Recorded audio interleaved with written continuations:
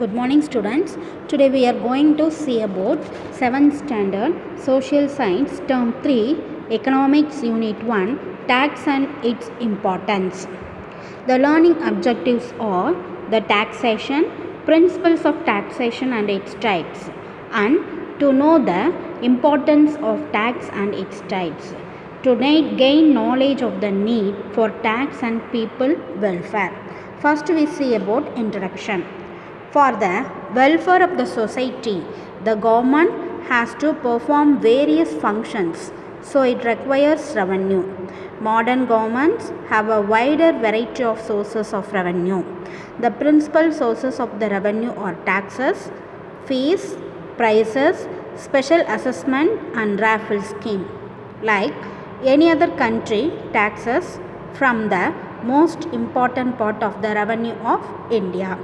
Next we see taxation. What is taxation? The taxation is a term for when a taxing authority, usually a government, levies or imposes a tax. The term taxation applies to all types of involuntary levies, from income to capital gains to estate tax. Though taxation can be a noun or a verb, it is usually referred to as an act. The resulting revenue is usually called taxes. Next, taxes. The taxes are compulsory payments to the government without expectation of direct or return or benefit to the taxpayers. According to Professor Seligman, taxes are defined as a compulsory contribution from a person to the government to defray the expense incurred in the common interest of all without reference to special benefits conferred. So, why are taxes imposed? Everybody is obliged by law to pay taxes. Total tax money goes to government exchequer. The government decides how are taxes to be spent and how the budget is to be organized. Tax payment is not optional. An individual has to pay tax if any income comes under the income tax slab. It is a duty of every citizen to pay taxes. More collection of tax allows the government to implement more and more welfare schemes. So next, principles of taxation. The Adam Smith's principles or canons of taxation still from the basis of the structure of a modern state. So Adam Smith also called as father of economics. So the Adam Smith's 4 canons of taxation: canon equality, canon certainty, canon of convenience, canon of economy. First we discussed canon of equality. The government should impose tax in such a way that people have to pay according to their ability. It does not mean equal amount of tax, but it means that the burden of a tax must be fair and just. The second one, canon of certainty. Certainty creates confidence in the taxpayers' cost of collections of taxes and increases economic welfare because tends to avoid all economic waste. And third one, canon of convenience. Tax should be levied and collected in such a manner that it provides a maximum of convenience to the taxpayers. It should always be kept in view that the taxpayers suffer least inconvenience in payment of the tax. Canon of economy. Minimum possible money should be spent in the collection of taxes. Collected amount should be deposited in the government's treasury. The next one, taxation types. So the taxations are 3 types of taxation. The first one, proportional tax, progressive tax and regressive tax.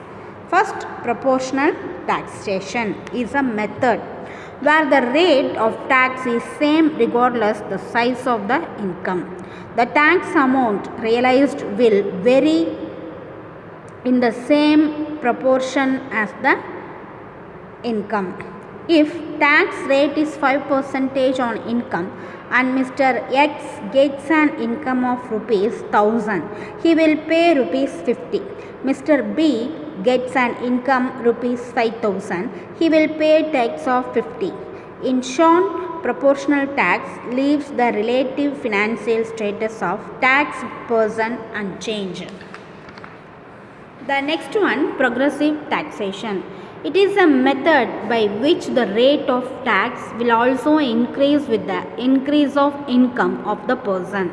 If a person with a rupees 1000 income per annum pays a tax of 10%, for example rupees 100, a person with an income of rupees 10,000 per annum pays a tax of 25%, for example rupees 2500 rupees, and a person with income of 1 lakh per annum pays the tax of 50%, that is 50,000.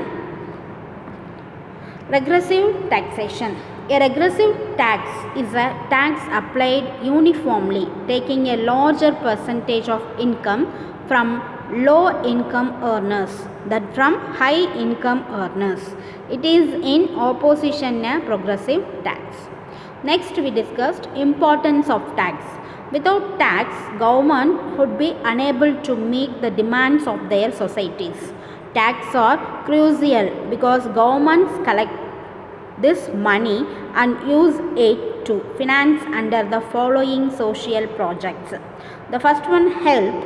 Without tax, government contributions to the health sector would be impossible. Tax go to funding health service such as social health care, medical research, social security, etc. The second one, education. Education would be one of the most deserving recipients of tax money. Governments put a lot of importance in the development of human capital, and education is central in this development. The third one, governance. Governance is a crucial component in the smoothing running of country affairs. Poor governance could have far-reaching ramification on the entire country with the heavy toll on its economic growth. Good governance ensures that the money collected is utilized in a manner that benefits citizens of the country. And fourth one, other important sectors are infrastructure development, transport, housing, etc. Apart from social project, governments also use money collected from taxes to fund sectors that are crucial for the well-being of their citizens, such as security, scientific research, environmental protection, etc.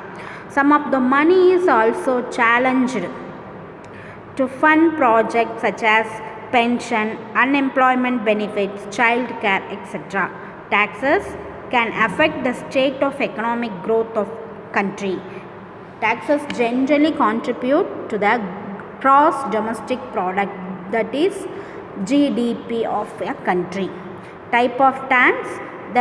In modern times, tax are classified into two types. There are direct tax and indirect tax. Taxpayers pays directly to government. It's called direct tax. So the direct tax such as income tax, wealth tax, corporate tax, capital tax also. And indirect tax means imposed on the manufacture or sales of goods and services, such as service tax, entertainment tax, customers duty, value added tax, that is VAT, excise duty, sales tax, luxury tax, etc. So, a direct tax is paid directly by an individual or organization to imposing entity. A taxpayer, for example, pays direct taxes to the government for different purposes, including real property tax, personal property tax, income tax, or taxes or an assets. So the Central Board of Revenue and separate board for direct tax known as Central Board of Direct Tax CBDT constitute under the Central Board of Revenue Act 1963. So other examples of direct tax are corporation tax. It is levied on profit of corporations and companies. It is charged on royalties, interest, gains from sale of capital assets located in India, fees for technical services and dividends. The next one, wealth tax. It is imposed on property of individual depending upon the value of property. The same property will be taxed every year on its current market value. Gift tax. It is paid to the government by the receptionist of gift depending on value of gift. Estate duty. It is charged from successor of inherited property. It is not desirable to avoid payments of taxes. They are levied directly on income and property of persons who pay directly to the government. Next we discussed about indirect tax. So indirect tax is imposed on the manufacture or sales of goods and services. On the other hand, when liability to pay a tax is one person and the burden of the tax sits on some other person, this type of tax is called an indirect tax. Indirect tax is a tax whose burden can be shifted to others. For example, service tax, sales tax, excise tax, entertainment tax, goods and service tax. So first we discussed about service tax. It is raised and provision of service. This tax is collected from the service receptionist and paid to the central government. Sales tax or VAT. It is an indirect tax on sale of goods because liability to collect tax is that of shopkeeper, but the burden of the tax falls on the customer. The shopkeeper realizes the tax amount from the customer by including it in the price of the commodity that he sells. So, excise tax. It is paid by the producer of goods who recovers it from wholesalers and retailers. This tax in India is levied by the central government. Entertainment tax. The state governments charge such tax on every transaction related to entertainment. Some examples are movie tickets, video game, stage shows, exhibitions, amusement parks and sports related activities. And third one, goods and service tax, that is GST. So the full form of GST is goods and service tax. Goods and service tax is a kind of tax imposed on sale, manufacturing and usage of goods and service. This tax is applied on service and goods at a national level with the purpose of achieving overall economic growth. GST is particularly designed to replace the indirect tax imposed on goods and service by the central and state. So the next one, difference between direct and indirect tax.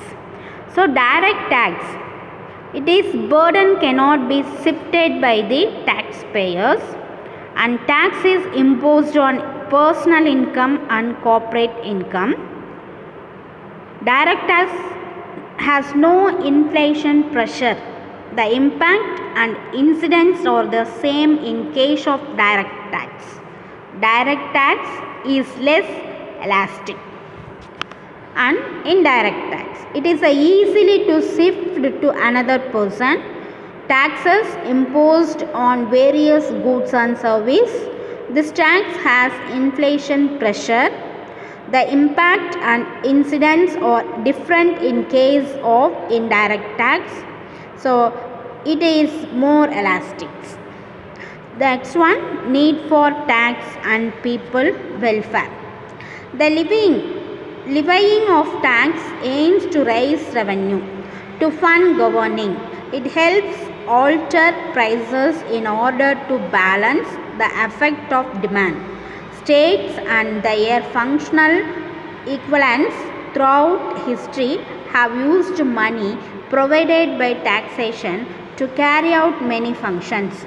Some of these include expenditures on economic infrastructure like transportation, sanitation, public safety, education, healthcare system, military, scientific research, culture and the arts, public works, public insurance, etc. A government's ability to raise taxes is called its fiscal capacity.